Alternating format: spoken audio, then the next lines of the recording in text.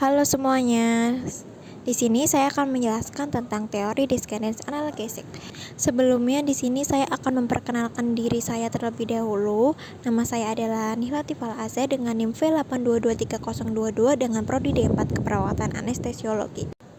Nah, jadi yang pertama adalah pengertian dari teori Descendants Analgesic System ini adalah mekanisme tubuh dalam mengurangi atau mengontrol rasa sakit yang melibatkan serangkaian jalur saraf yang dimulai dari otak dan berlanjut ke bawah menuju tulang belakang.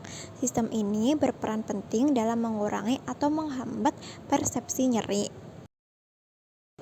Nah, selanjutnya itu ada mekanisme dari teori tersebut. Yang pertama itu ada aktivasi jalur descendant.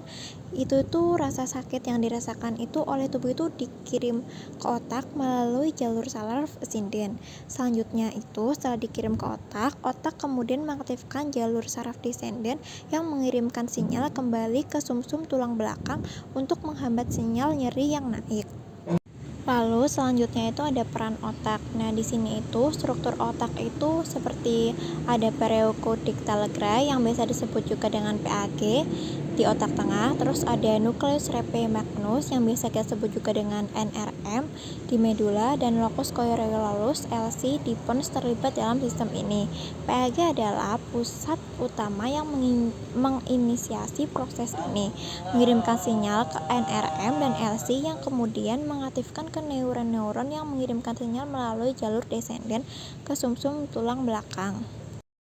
Lalu yang ketiga ada neurotransmitter. Nah, di neurotransmitter ini serotonin dan noradrenalin ini kedua neurotransmitter ini itu berperan dalam inhibisi nyeri pada sumsum tulang belakang. Selanjutnya ada endorfin dan enkefalin. Peptida ini juga terlibat dalam penghambatan sinyal nyeri dengan cara menghambat neuron-neuron yang mengirimkan sinyal nyeri ke otak. Lalu yang keempat itu ada efek. Jadi di efek ini sinyal dari jalur descendant ini dapat menghambat neuron di sumsum tulang belakang yang bertanggung jawab untuk mentransmisikan sinyal nyeri ke otak. Nah, akibatnya itu persepsi nyeri di otak berkurang meskipun stimulus nyerinya itu masih ada. Nah, selanjutnya teori ini itu juga berperan dalam peran klinis. Yang pertama itu ada kontrol nyeri. Nah, sistem ini itu merupakan target penting dalam manajemen nyeri, terutama dalam pengembangan obat-obatan seperti opioid yang bekerja untuk mengaktifkan reseptor-reseptor pada jalur ini. Lalu selanjutnya ada stres dan emosi. Emosi dan tingkat stres juga dapat mempengaruhi aktivitas sistem analgesik descendant. Misalnya, stres yang tinggi bisa mengurangi aktivitas sistem ini, meningkatkan persepsi nyeri. Contohnya adalah opioid, yaitu obat seperti morfin yang bekerja dengan merangsang sistem analgesik descendant, meningkatkan penghambatan nyeri dan mengurangi persepsi nyeri.